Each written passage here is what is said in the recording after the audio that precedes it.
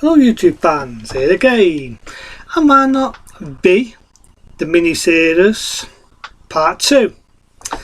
Where it left off, as we all know, it started off in the original opening with one of the visitors. It was kind of like one of the presidents, been housemates and all that. And it's like what I said in my last review.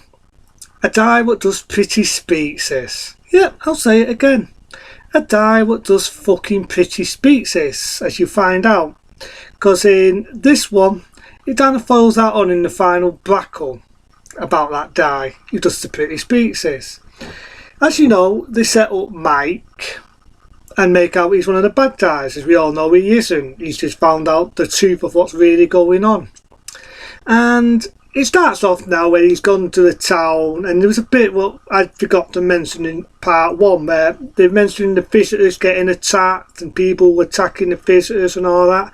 Some of it's true, but apparently the visitors was attacking them more and was kidnapping people.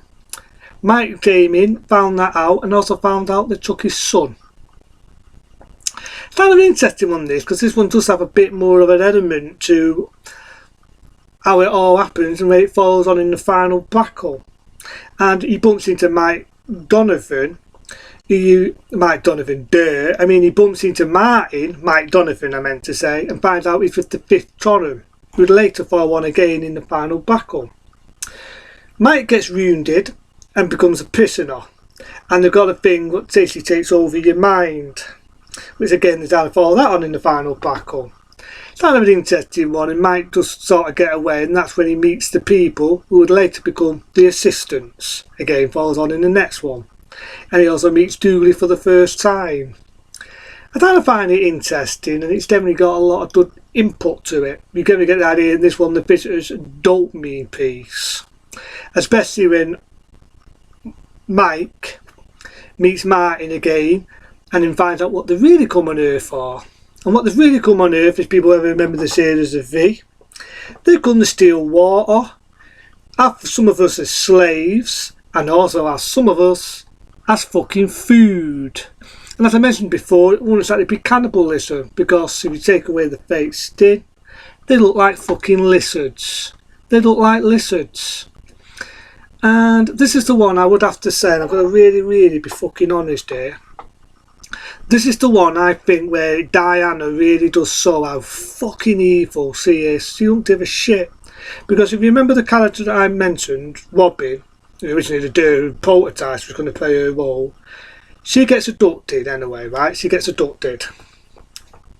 And I've got to also say in part 1, she fell in love with one of the visitors. Well, that die pegnates her. You don't find that out until when you get the final battle again.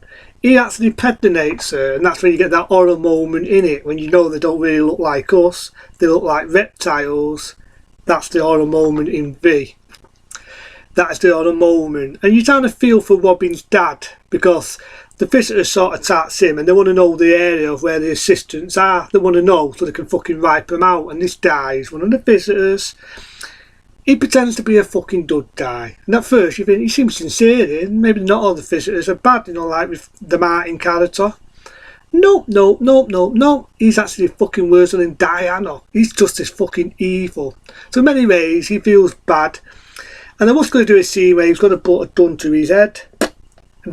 But because it was on ABC and it was made for terrestrial TV, it doesn't show it. But you got the idea he was going to kill himself over guilt.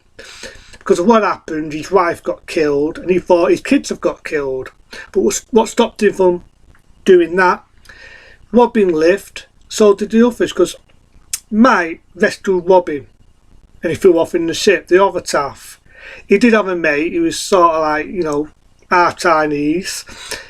He sadly got killed by Diana, who was doing these evil experiments. Just the idea that's how evil Diana can be. Diana is a total and utter evil fucking bitch. She's a bitch. She's an absolutely fucking bitch on legs.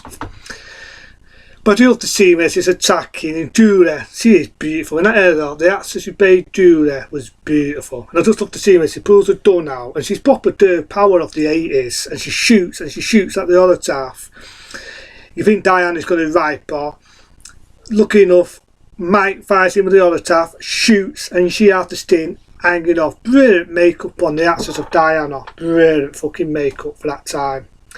And, you know, I always thought the ending in Feed the Mini was disappointing, because how does it fucking end? It ends when they're on a satellite system and they're looking it up and they need to find out whether they're going to find other visitors who are dud, like Martin, who are dud visitors, who are dud aliens out there. And it's like, how many days has it been for aliens to come on Earth, you know, with the visitors?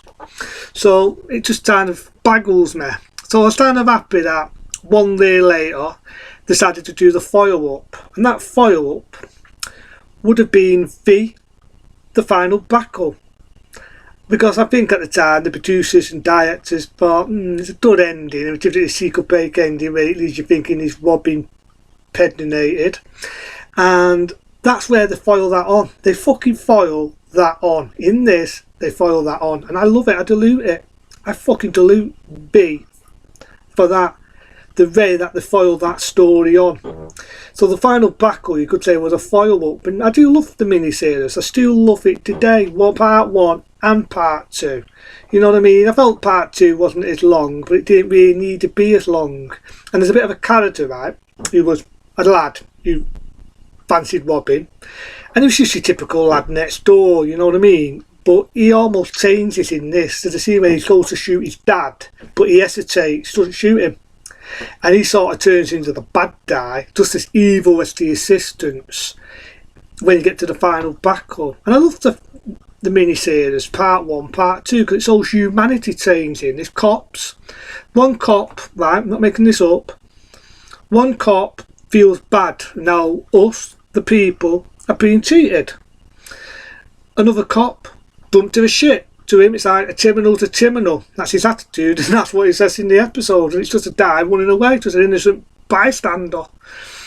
And I like that, because it just shows how humanity can change. Some people can take you in, help you out. Other people, fuck off. And they betray you to the visitors. Because let's be honest, not everybody's nice in the world. They're nice, and there's kind people.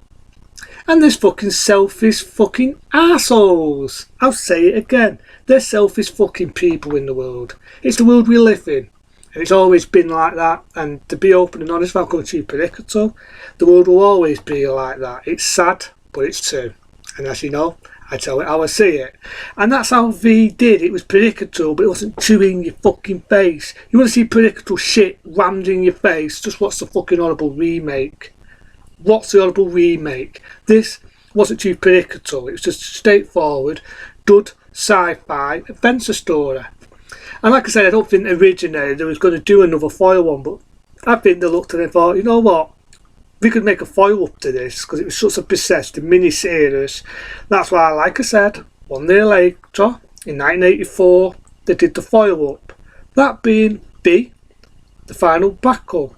That'll be the next one I'll talk about. I'll tell you the history of that one and the story of it. Until then, I'll see you soon.